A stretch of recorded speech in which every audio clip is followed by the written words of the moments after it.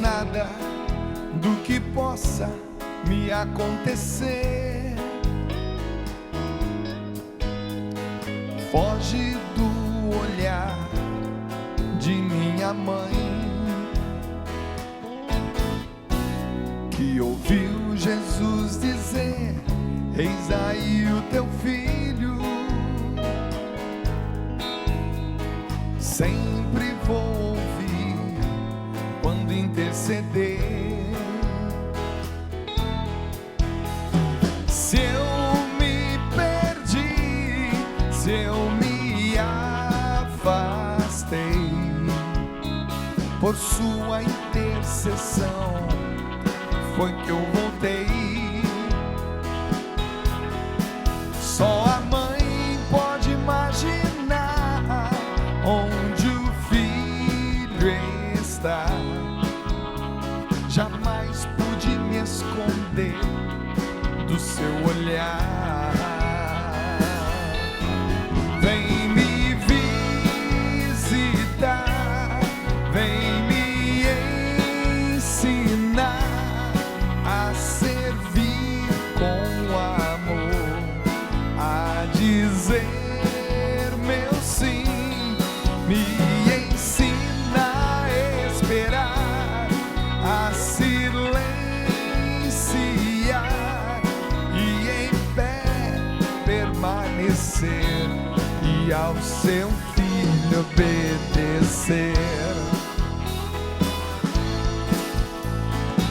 Essa música eu ofereço para todas as pessoas que são devotos de Nossa Senhora. Canta para ela, vai. Mãe que espera, acolhe e conduz, do seu sim nasceu o meu Jesus. Em Nazaré, em Belém, em Caná, em Jerusalém, intercede aqui hoje também. Se eu me perdi, se eu me afastei, foi por sua intercessão que eu voltei. Só a mãe pode imaginar onde o filho está. Jamais pude me esconder do seu olhar. Vem me visitar, vem me ensinar a servir com amor, a dizer meu sim, me ensina a esperar, a silenciar e em pé permanecer e ao seu filho obedecer, e ao seu filho obedecer, e ao seu filho obedecer.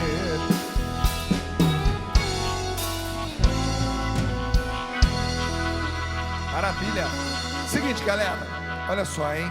Tem acampamento PHN já com data marcada, e se eu fosse você, colocava na sua agenda aí, de 13 a 17 de julho, tá bom? Com o tema, ele caiu em si, podemos começar a festa, tá bom?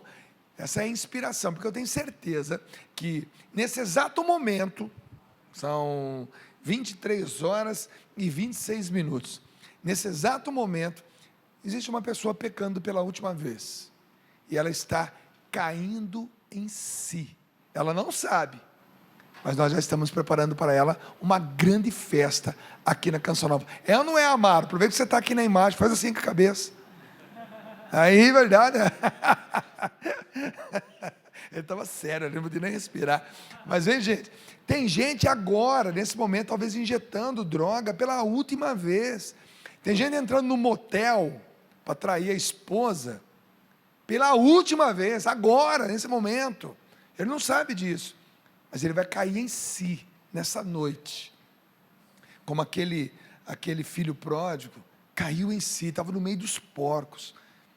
E essa passagem, Jesus usa justamente nessa parábola, Jesus usa justamente o porco, porque é algo considerado pelos judeus totalmente impuro. Então pode ser que uma pessoa esteja numa situação totalmente impura nesse momento, mas esteja caindo em si, como aquele filho pródigo caiu na casa do meu pai, tem comida, tem isso, por que eu estou tão longe, por que eu gastei tudo? E começou a voltar, e o pai fez uma senhora de uma festa para ele. Então, meu irmão, nós queremos fazer essa festa para essa pessoa, para esse jovem de maneira especial, que nesta noite, que nesse dia, ou que nesses dias que antecedem o acampamento PHN, estarão caindo em si, e nós aqui na Canção Nova, já estamos fazendo festa. Para você ter uma ideia, já tivemos mais ou menos umas 15 reuniões sobre PHN, já estamos gravando um CD novo, 7 já estão prontas para subir para o iTunes, daqui a pouco você vai ter, e tudo isso, porque já é a festa sendo preparada para você aqui, em julho, de 13 a 17, acampamento PHN, ele caiu em si, podemos começar a festa. Eu não perco por nada. Não, mas se você perdeu, eu vou atrás de você, bicho. Inclusive, eu tenho uma pregação nesse PHN, garoto, é mesmo? É, tem, nós vamos que beleza, ver. Então, que beleza. Ô Dunga, fala. Aqui, um adendo, a gente conhece a comunidade Jesus Menino de Petrópolis, né, o trabalho que o Tônio faz. Lá, hoje ele está com 40 crianças especiais, que ele cuida, que é pai, adotou. E aconteceu 2 fatos terríveis e que eles estão numa dificuldade muito grande.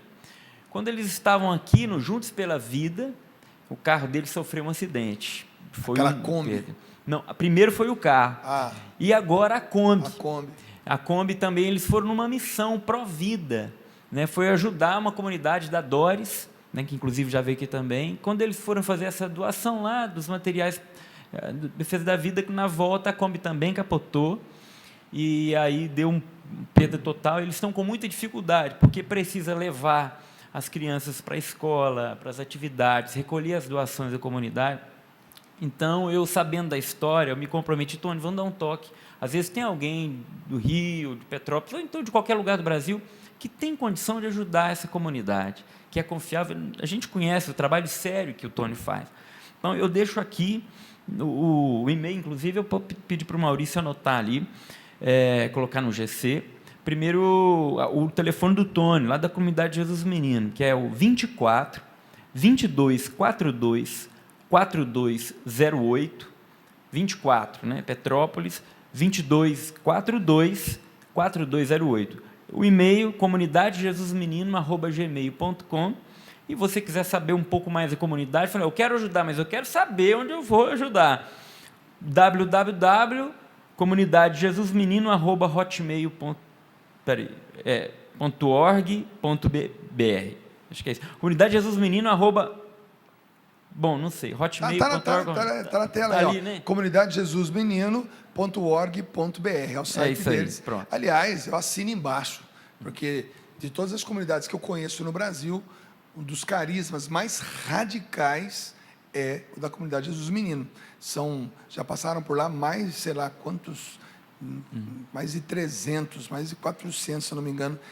São pessoas que não tem ninguém por elas, são deficientes, às vezes deficientes mentais, visuais, com dificuldades na sua parte motora, e que são tratados com muita dignidade. Então, vale a pena ajudar todo mundo, mas essa comunidade vale a pena. Faço um apelo mesmo aqui, se você tem condições, eles estão sem carro, não tem como levar as crianças para o médico.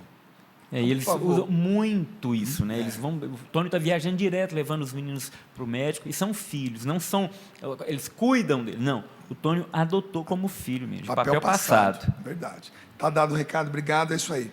Bom, meu amigo Carlos, Você se casou, deixando várias vezes a esposa, né? Um casamento, dois jovens, né? Ainda talvez não preparados, né? Com certeza não estavam preparados para casamento ainda recentemente saindo de tráfico de drogas, de tráfico de armas, se sentindo pressionado, casou. Só podia dar nisso, digamos assim, né?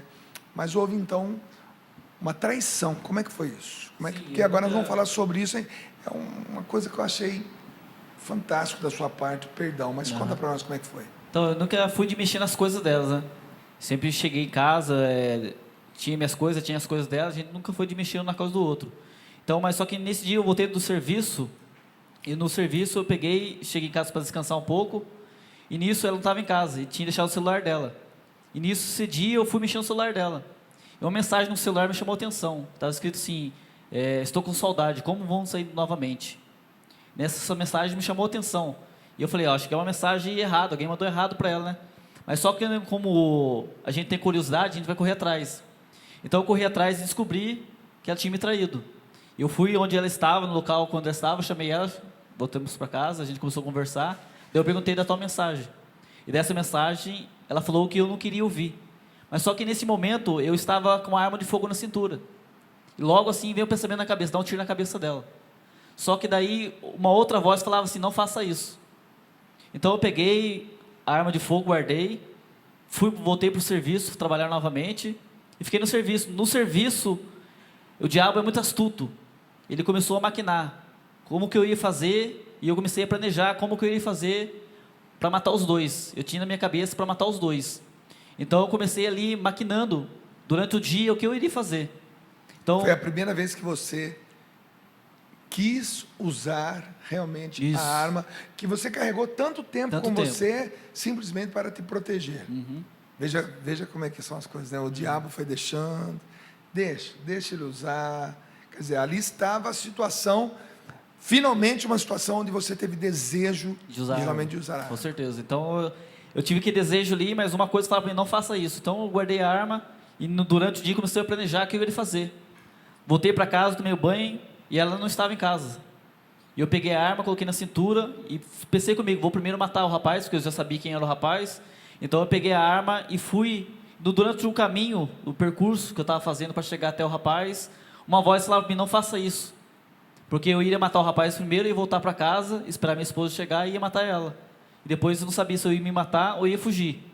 Nesse esquema eu não sabia o que ele fazia comigo mesmo.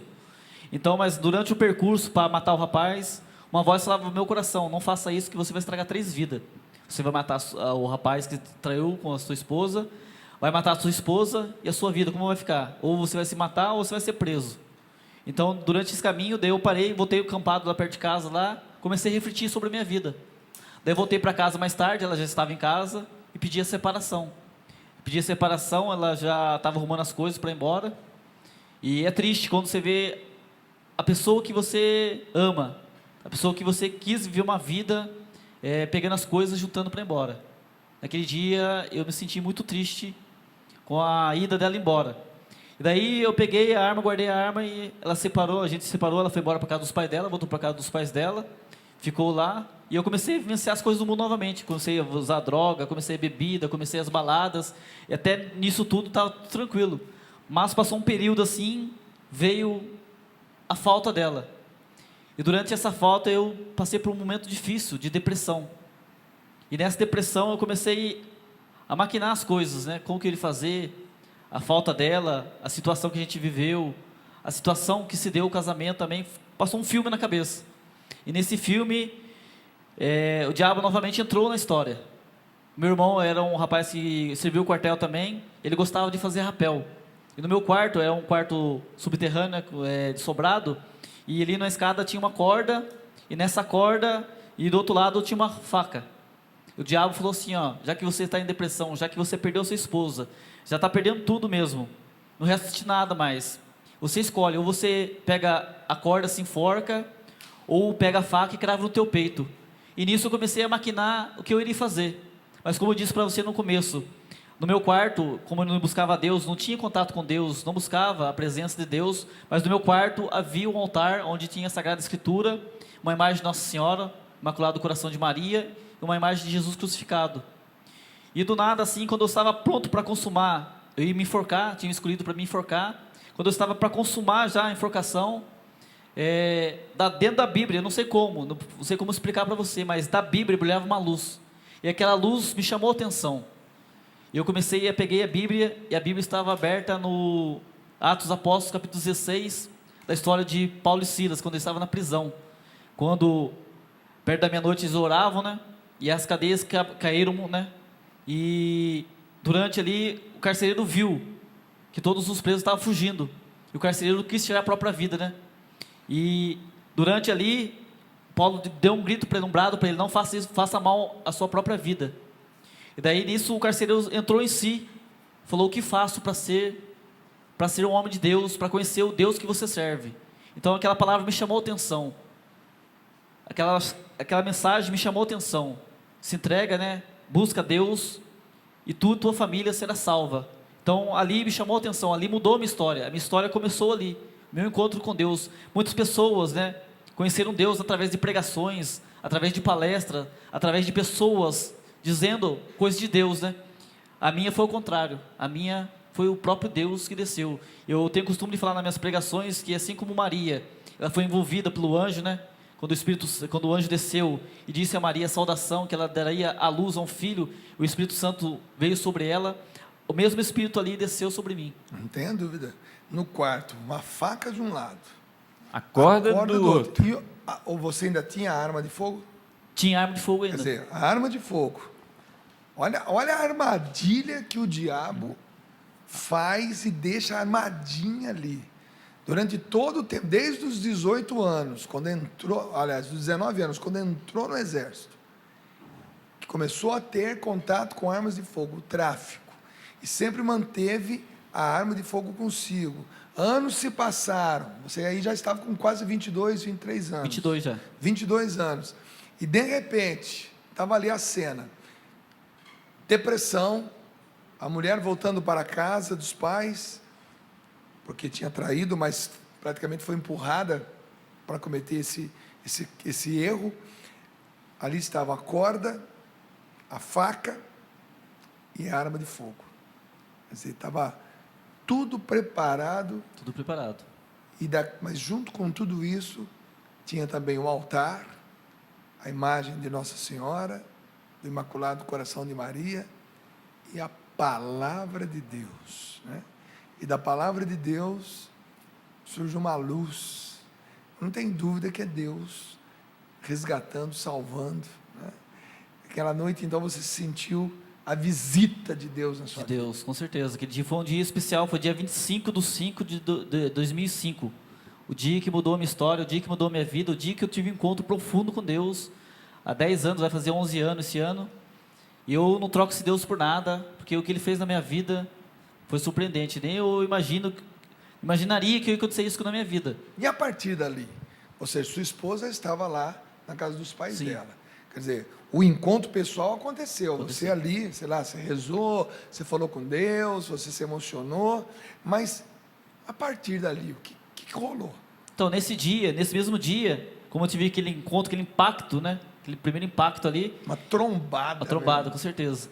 Daí eu comecei a ler desde o primeiro salmo até o 150. Passei 3 dias, 3 noites, sem comer, sem beber, sem dormir. Só lendo os 150 salmos.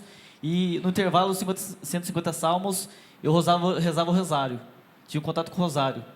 Então ali, logo após isso, né, esses 3 dias de encontro com Deus, de ler a palavra, ler os 150 salmos, rezar o rosário, eu comecei a buscar um grupo de oração. E encontrei um grupo de oração no meu bairro, lá na Vida Menino Jesus. O grupo era chamado Cordeiro de Deus, hoje não existe mais. Mas eu comecei a participar. Você foi por sua conta? Por minha conta. Você sabia que existia o grupo? Sabia que existia o grupo. Sabia que naquele dia tinha aquele grupo e você, dentro dessa nova noia, digamos assim, né? essa noia boa, né? Essa linha de pensamento bom, você foi por sua conta. Isso. Não, e o interessante é que a história de Paulo, porque Paulo também viu a luz que o cegou e que o deixou 3 dias sem comer, sem beber. Então, a experiência extraordinária, a iniciativa de Deus, né? O próprio Cristo que aparece para Paulo com uma luz, o próprio Cristo que toma a iniciativa e aparece com a palavra, né? A palavra é o verbo, é o próprio Cristo, né? A história de Paulo, né? Isso mesmo. E no grupo? Então, daí eu comecei a participar no grupo, fui ganhando ênfase, né? Buscando cada vez mais o grupo. E no grupo, nós fizemos uma campanha de 21 dias de oração. Nesses 21 dias, Deus bradava meu coração, através dos irmãos também que confirmaram que Deus ia restituir meu matrimônio. Mas, nesse período todo, durou mais ou menos 1 ano. A minha esposa já tinha entrado num relacionamento já tinha uma pessoa nova na vida dela. Mas eu continuei usando a minha aliança, continuei buscando Deus, passava, né, nas missas perto dos pais dela, os pais delas me desprezavam, dava mais valor para o cachorro da rua do que em mim. Então eu comecei a buscar Deus, não ligava para as coisas, e via todas as coisas ao contrário. E Deus falava, não, vou restituir o matrimônio. Eu não desisti, eu continuei buscando, no grupo de oração, os 21 dias de oração. As pessoas falavam, vamos voltar para o mundo, você é louco, porque você vai querer buscar sua esposa novamente, ela te traiu, ela fez tantas coisas com você, é uma humilhação para o homem, a mulher te trair. E eu continuei buscando Deus, continuei a minha caminhada com Deus. Depois nós fizemos mais uma campanha de 7 dias no monte de oração. No 6º dia de oração, ela me chamou para conversar, e no 7º dia, nós voltamos ao matrimônio. No 7º dia nós... Você a perdoou? Perdoei ela. Claro que você também enxergava ali o quanto você também errou, lógico, vocês se perdoaram, na verdade é essa. Com certeza. Reconstituíram o casamento. Restituiu o matrimônio. Nós estamos juntos hoje, faz uns 6 anos nós retamos o matrimônio, mas foi luta. Tem filhos? Temos um filho, Carlos Miguel é o nome dele. Mas foi luta, viu, Dunga? Muita oração, muito jejum, muita luta mesmo, porque até eu fui, durante esse período que eu estava buscando Deus, eu fui 3 vezes atrás dela para nós retarmos, e as 3 vezes ela falou, não, nós não vamos voltar nunca mais, não tem mais chance, não tem mais jeito. Mas mesmo assim eu não desisti, porque Deus bradava no meu coração, vou restituir seu matrimônio. E as pessoas, até os próprios familiares, nossa, mas queria apresentar pessoas novas para a minha vida, mas eu não queria. Eu queria buscar Deus, continuar com Deus ali, viver aquele momento, aquele êxtase, né, com Deus, e buscar a presença do Senhor. A própria palavra de Paulo para o carcereiro, né? Crê no Senhor Jesus, será salvo tu e tua família. Isso mesmo. Resgate dos grandes, né? Faz um fundo musical para mim, Júlio, por favor, em sol. É restauração mesmo, porque não tem outra música para cantar que não seja essa. Porque uma coisa é reformar, né? Outra coisa é restaurar. Existem 2 coisas boas para se trazer num programa de entrevista. Ou você traz uma grande personalidade conhecida no mundo, conhecida do nosso meio católico, ou se você é do meio da medicina, da política, e você tem um programa baseado naquilo que a pessoa já é, ou seja, conhecida, ou então você traz uma pessoa que você nunca viu na vida. Você nunca viu o Carlos. Até o dia de hoje, você que está vendo o programa, você não tinha conhecimento que o Carlos existia. Que a história do Carlos é essa. De um jovem normal até os 18 anos, mas que no exército, nada contra o exército, ao contrário, eu sou fã do exército, porque eu sempre quis servir o exército, não pude porque fraturei o braço no dia seguinte do meu exame de seleção.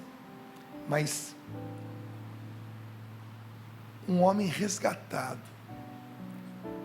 um homem que entrou no caminho das drogas, no caminho do tráfico, casamento destruído. Deus faz milagre, gente. Como é que nasceu a sua vocação? Porque agora Deus já tinha feito toda começava uma reconstrução da vida do homem Carlos. E a vocação, a evangelizador, como é que nasceu? Então, eu comecei a participar do grupo de oração Cordeiro de Deus, No grupo ali, os irmãos vinham falar comigo: nossa, Dudas, seu testemunho é bonito, né? Seu testemunho é legal, por que você não é um pregador? Falar assim: esse aí que vai confirmar é Deus. Daí no meio do caminho nós começamos a orar, e Deus revelou que o meu ministério é a pregação. Daí começamos a orar, começamos a fazer formações, daí eu comecei a pregar a palavra de Deus, daí graças a Deus, né, Deus coloca as pessoas certas no caminho da gente. Eu conheci o João Paulo, uma pessoa, um homem de Deus mesmo, nós começamos a trocar informações, né, de partilha, né, que ele já estava na pregação, participava de uma comunidade, ele era de uma comunidade, então nós começamos a vivenciar tudo isso, e as pessoas, né, davam abertura para a gente pregar também, dava abertura para as coisas, então eu comecei a buscar mais, ler mais a Bíblia, ler mais livros da Igreja Católica, doutrina da Igreja.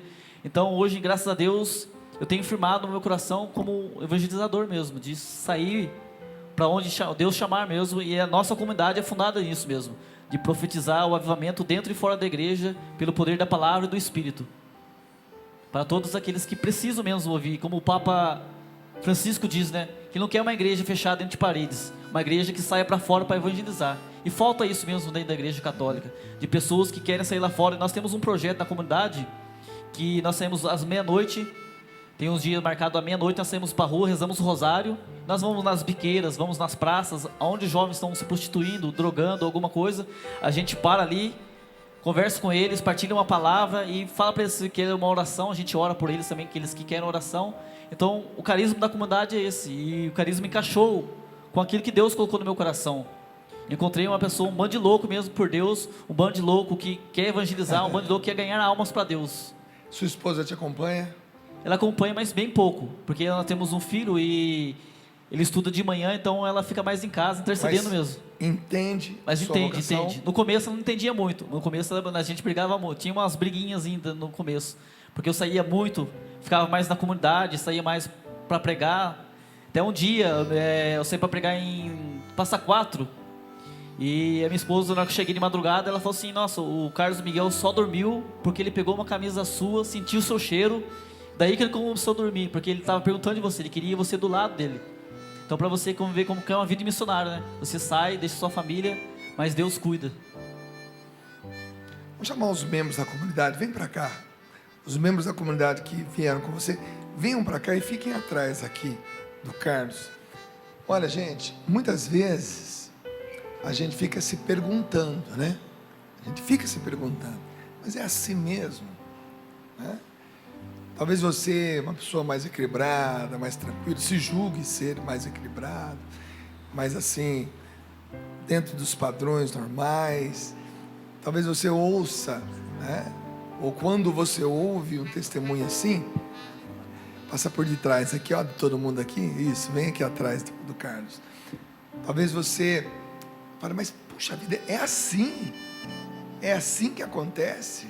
Pode chegar aqui atrás do Carlos, gente, pode vir aqui, vem aqui, fica todo mundo atrás dele aí, a comunidade a qual o Carlos pertence. Mas talvez você pergunte: mas é assim mesmo? Olha, gente, é para isso que nós somos católicos, apostólicos, romanos. Todos esses carismas dentro da nossa igreja, todas essas situações, porque para tirar um jovem da droga, para tirar um jovem do tráfico de armas, para tirar um jovem da prostituição, para impedir que um jovem dê um tiro na cabeça de uma pessoa que está tendo um caso com a própria esposa dele, para que esse menino, esse jovem, não mate a esposa, não mate o amante, e que não se mate, não é uma conversinha qualquer que vai tirar tudo isso, que vai resolver tudo isso, não. É necessário uma grande intervenção de Deus, uma grande intervenção de Deus. E aí nós nos espantamos com essas conversões. Mas e agora? O que vamos fazer com esse bando de louco? Porque isso é loucura mesmo, é loucura de Deus, é loucura de Deus. Tem a loucura dos homens, que nós consideramos como muitas vezes sabedoria, e tem a loucura de Deus. A loucura de Deus é maravilhosa. A gente no começo não entende, não. Precisa de pastoreio, precisa de muita gente estando junto, até aconselho uma comunidade como a de vocês realmente serem cada vez mais dóceis, obedientes à igreja, porque é assim que nós vamos crescer, é assim que nós vamos aprender, é assim que nós vamos conquistar mais pessoas para Deus. E eu gostaria, Carlos, que você, olhando para essa câmera aqui agora, que você dissesse alguma coisa para aquele jovem que está te vendo agora na televisão, que fala assim: pô, mas que história doida, cara, que história maluca, que história, né? Será que comigo também dá? Né? Será que dá para acontecer isso comigo também? Eu estou aqui na droga, estou no meu quarto fumando maconha, minha mãe não sabe, eu tenho droga escondida na casa toda, tenho uma arma escondida. Gostaria que você falasse, olhando para essa câmera, para esse jovem que está te vendo agora. Queria dizer para você, jovem, que está nas drogas, que está no alcoolismo, que está envolvido nas coisas do mundo, que a sua vida tem solução sim. E quero já profetizar sobre a sua vida que Deus hoje vai te visitar nessa noite, porque você é um escolhido de Deus. Deus te ama, Ele deu o Filho único para que você tivesse vida. Então nesta noite eu quero dizer para você que Deus está visitando você onde quer que você esteja. Talvez você esteja com um cigarro na boca, talvez você esteja com uma latinha de cerveja do teu lado, talvez você esteja com um sentimento próprio de tirar sua própria vida, mas Deus nesta noite vai te visitar e vai mudar a sua vida, a sua história, assim como Ele mudou a minha. Assim como eu tive um encontro profundo com Deus, você vai ter esse encontro com o Senhor nesta noite, em nome de Jesus. Não sou eu que estou falando, não. É alguém que estava para tirar a própria vida, já tinha escolhido a corda que o irmão praticava rapel, mas estava ali do lado, uma faca que estava ali preparadinha para cravar no peito, ou a própria arma de fogo que andou com ele tantos anos, mas Deus disse: não, eu preciso desse garoto, desse menino, desse jovem, para resgatar muitas pessoas. Otibá, só Deus para fazer essas coisas, né? Ele é especialista, né? É só deixar Deus fazer o que Ele mais gosta de fazer. Salvar a gente. Passa muitas vezes mais pela nossa permissão do que pela nossa iniciativa, né? Deus é o primeiro interessado na nossa alma, na nossa vida, em nos amar, nos mostrar que existe uma vida bonita para ser vivida. E o nosso papel é mais: Senhor, eu deixo, eu permito, eu te dou o livre acesso, o consentimento para fazer tudo aquilo que o Senhor já quer, já planejou, já sonhou para mim. Muito mais do que a minha iniciativa é deixar Deus fazer o que Ele mais gosta de fazer. Salvar. Carlos, Deus abençoe você, Deus Amém. Abençoe essa comunidade maravilhosa. Amém. Manda um abraço para todo mundo. E que vocês sejam cada vez mais abençoados. E que Deus, que tem seus projetos, seus planos, que são insondáveis a nós, mas que vocês continuem no caminho, salvando e levando essa salvação para muita gente. Amém. Deus abençoe. Obrigado por você ter vindo hoje aqui no programa. Valeu mesmo. Eu que agradeço. Deus abençoe. Valeu mesmo, gente. Bom, semana que vem tem mais. Semana que vem tem mais programa PHN. Eu peço orações a vocês. Estamos fazendo um trabalho maravilhoso. Um novo disco. 7 músicas já foram gravadas, estão prontinhas. Daqui a pouquinho vai subir para o iTunes. Nós vamos lançar um EP digital. Semana que vem começamos a fazer mais 7. Vamos subir no iTunes também. Você vai adquirir, você vai cantar, você vai aprender. Teremos um programa especial só para lançar essas músicas aqui. E em julho, no acampamento PHN, vamos juntar essas 14 canções e vamos lançar um CD que vai se chamar A Festa. A Festa. Que vai tratar de voltas, retornos de filhos e filhas pródigos, pródigas, gastadores, gastadoras, mas que pela misericórdia de Deus se encontraram com esse Deus maravilhoso. Até semana que vem, se Deus quiser. E lembre-se, de 13 a 17 de julho, acampamento PHN. Você não pode ficar de fora dessa. Você que nunca veio, venha. Você nunca viu nada igual, eu tenho certeza. E esse ano tem muitas, mas muitas novidades. Valeu, galera. Valeu, banda. Um grande abraço. Pare de se maltratar. Pare de se maltratar.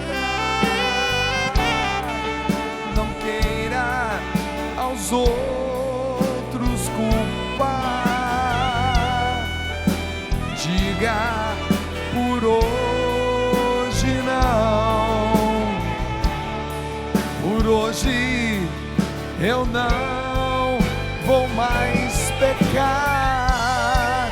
Estenda a sua mão e abra o seu coração. Volta do seu Senhor e se abra a restauração. Com Cristo você vai superar.